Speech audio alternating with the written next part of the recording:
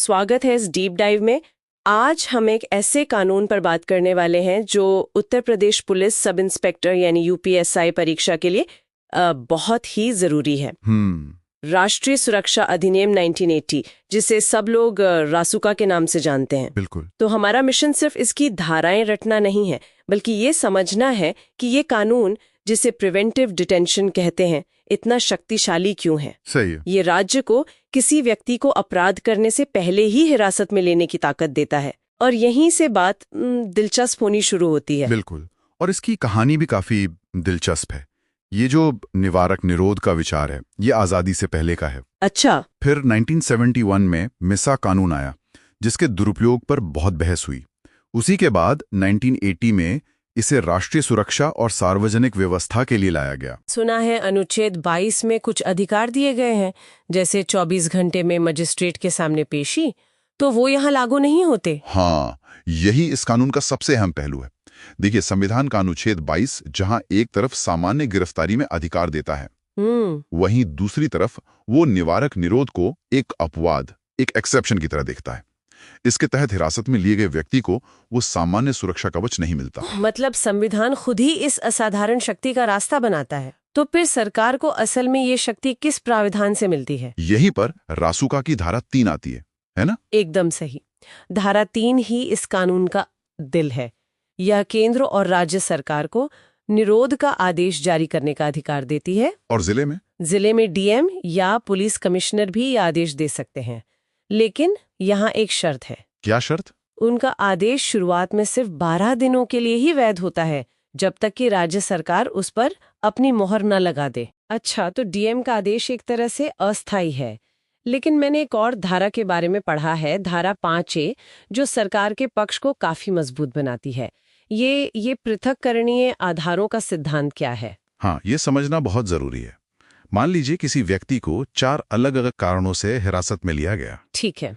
बाद में अदालत में उनमें से एक कारण गलत या अवैध साबित हो जाता है, तो धारा 5 ही कहती है कि सिर्फ एक कारण के अवैध होने से पूरा निरोधादेश रद्द नहीं होगा। 1 मिनट, मतलब अगर बाकी 3 कारण वैध हैं, तो भी वो व्यक्ति हिरासत में ही रहेगा? बिल्कुल।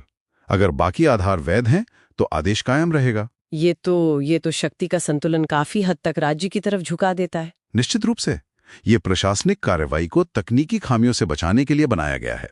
अब अगर हम हिरासत में लिए गए व्यक्ति के अधिकारों की बात करें। हाँ, धारा 8। हाँ, धारा 8 कहती है कि उसे 5 से 15 दिनों के अंदर हिरासत के कारणों बताए जाने चाहिए। लेकिन इसमें भी तो एक पेंच है।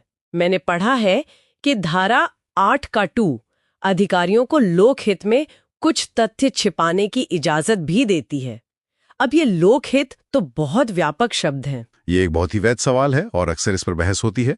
यहीं पर सलाहकार बोर्ड की भूमिका आती है। अच्छा, ये बोर्ड क्या करता है? कानून कहता है कि हर मामले को 3 हफ्ते के अंदर एक सलाहकार बोर्ड के पास भेजा जाना चाहिए। इस बोर्ड में हाईकोर्ट के जज या वैसी ही योग्यता वाले लोग होते हैं। और रिपोर्ट? बोर्ड को 7 हफ्तों में अपनी रिपोर्ट देनी होती है। तो एक तरह की जांच परख की व्यवस्था है।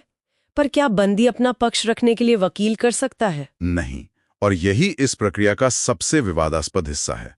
बंदी को व्यक्तिगत रूप से सुना तो जाएगा, लेकिन वो अपने बचाव के लिए वकील की मदद नहीं ले सकता। बिना वकील के अपना बचाव करना, ये तो बहुत बड़ी पाबंदी है।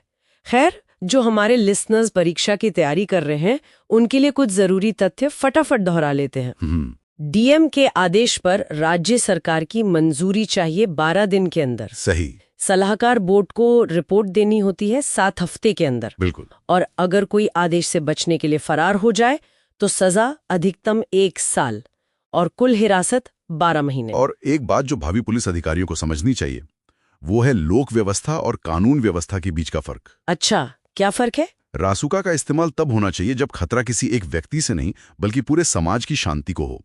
किसी एक अपराध के लिए आईपीसी है, रासुका नहीं। इलाहाबाद हाई कोर्ट ने भी हाल के फैसलों में इस प्रक्रिया का सख्ती से पालन करने पर जोर दिया है। तो इसका सार ये है कि रासुका एक बेहद शक्तिशाली हथियार है, जिसे प्रक्रियात्मक समय सीमा और न्यायिक समीक्षा से संतुलित करने की कोशिश की गई है।